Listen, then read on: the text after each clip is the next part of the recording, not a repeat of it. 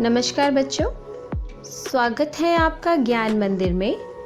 आज हम कक्षा 7वीं के पाठ 11 रहीम के दोहे के प्रश्न उत्तर करेंगे। इससे पहले वाली वीडियो में मैंने आपको रहीम के दोहे समझाए थे। आज इसके प्रश्न उत्तर पर ध्यान देंगे। प्रश्न 1, पाठ में दिए गए दोहों की कोई पंक्ति कथन है और कोई कथन को प्रमाणित करने वाला उदाहरण। इन दोनों प्रकार की पंक्तियों को पहचान कर अलग अलग उत्तर लिखिए। आपको अलग अलग करना है कि कौन सा दोहा कथन है और कौन सा कथन का प्रमाणित करने के लिए उदाहरण दिया गया है। उत्तर: दोहों में वर्णित निम्न पंक्ति कथन है। कही रहीम संपत्ति सगे, बनते बहुत बहुरीत, विपत्ति कसौटी जे कसे, तेई साचे मीत। यह दोहा कथन है। कठिन समय में जो मित्र हमारी सहायता करता है वही हमारा सच्चा मित्र होता है। दूसरा, जाल परे जल जात बही, तजी मीनन को मोह, रहीमन मछरी नीर को, तऊ ना छाड़ती छो। यह भी दोहा कथन है। मछली जल से अपार प्रेम करती है, इसीलिए उससे बिछुड़ते ही अपने प्राण त्याग देती है। अब पंक्तियों में कथन को प्रमाणित करने के लिए जो उदाहरण दिए गए हैं वो मैं प्रस्तुत करती हूँ।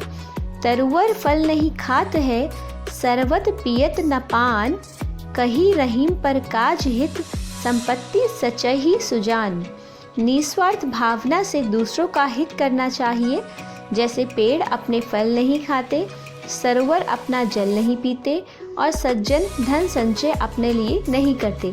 यह उदाहरण है प्रमाणित करने के लिए। दूसरा, थोथे बाद बादल क्वार के, जो रहीम गहरात, धनी पुरुष निर्धन भय, करे पाछली बात। कई लोग गरीब होने पर भी दिखावे हेतु अपनी अमीरी की बातें करते हैं। जैसे अश्विन के महीने में बादल केवल गरजते हैं, बरसते नहीं। तीसरा, धरती की सी रीत है, शीत घाम और मेघ, जैसी परे सो सही रहे, त्यों रहीम यह देह। मनुष्य को सुख दुख सम्मान रूप से सहने की शक्ति रखनी चाहिए। जैसे धरती सर्दी गर्मी व बरसात सभी मौसम को समान रूप से सहती है। आपने देखा नीचे के तीनों दोहों में उदाहरण प्रस्तुत किया गया है। अगला प्रश्न देखते हैं। प्रश्न 1, नीचे दिए गए दोहों में बताई गई सच्चाइयों को यदि हम अपने जीवन में उतार लें तो उसके क्या लाभ होंगे? सोचिए और लिखिए। क, तरुवर फल, ये पूरा उदाहरण। ख, धरती की सी। क, उत्तर। इस दोहे के माध्यम से रहीम यह बताने का प्रयास कर रहे हैं, वृक्ष अपने फल नहीं खाते, सरोवर अपना जल नहीं पीते, उसी प्रकार सज्जन अपना संचित धन अपने लाभ के लिए उपयोग नहीं करते। उनका धन दूसरों की भलाई में खर्च होता है। यदि हम सच्चाई को जीवन में उतार लें अर्थात अपना लें तो अवश्य ही समाज का कल्याणकारी रूप हमारे सामने आएगा और राष्ट्र सुंदर रूप से विकसित होगा। ख, दूसरा दोहा, धरती की सी यह देह, यह भी दोहा है। अब इसका देखिए। इस दोहे के माध्यम से रहीम बताने का प्रयास कर रहे हैं कि मनुष्य को धरती की भांति सहनशील होना चाहिए। यदि हम सत्य को अपनाएं तो हम जीवन में आने वाले सुख दुख को सहज रूप से स्वीकार कर सकेंगे। अपने मार्ग से कभी विचलित नहीं होंगे। हम हर स्थिति में संतुष्ट रहेंगे। हमारे मन में संतोष की भावना आ जाएगी, अर्थात हम धरती की तरह सहनशील हो जाएंगे। तो हम हर सुख दुख में अपने आप को खड़ा हुआ महसूस करेंगे और हम कभी विचलित नहीं होंगे। प्रश्न 2, रहीम ने क्वार के मास में गरजने वाले बादलों की तुलना ऐसे निर्धन व्यक्तियों से क्यों की है जो पहले कभी धनी थे और बीती बातों को बताकर दूसरों को प्रभावित करना चाहते हैं? दोहे के आधार पर आप सावन के बरसने और गरजने वाले बादलों के विषय में क्या कहना चाहेंगे? उत्तर, रहीम ने अश्विन के महीने में आसमान में छाने वाले बादलों की तुलना निर्धन हो गए धनी व्यक्तियों से इसलिए की है क्योंकि दोनों गरज कर रह जाते हैं, कुछ कर नहीं पाते। बादल बरस नहीं पाते, निर्धन व्यक्ति का धन लौट कर नहीं आता।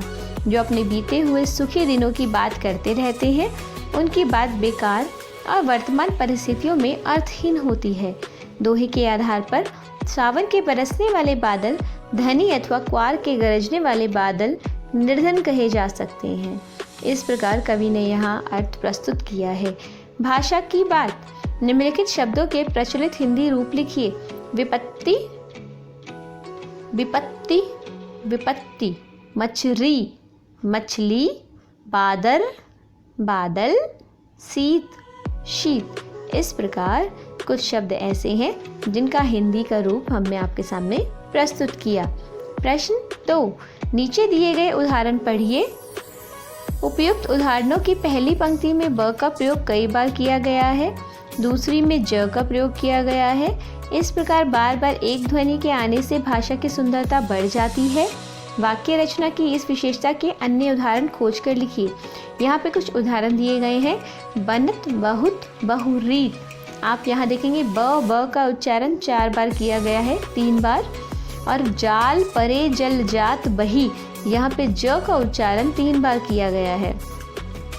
इसी प्रकार के आपको और उदाहरण प्रस्तुत करने हैं, मैं प्रस्तुत कर रही हूँ, ध्यान से देखिएगा। उत्तर क, दाबे व दबे। ख, संपत्ति सचही सुजान। ग, चारु चंद्र की चंचल किरणें। च वर्ण की आवर्ती हो रही है यहाँ।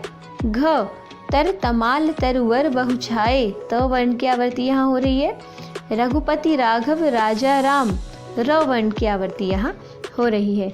इस प्रकार हमने देखा एक ही वर्ण की आवर्ती बार बार हो सकती है। इस प्रकार हमने रहीम के दोहे के प्रश्नोत्तर जाने। उम्मीद करती हूँ आपको प्रश्न उत्तर समझ आए होंगे। धन्यवाद।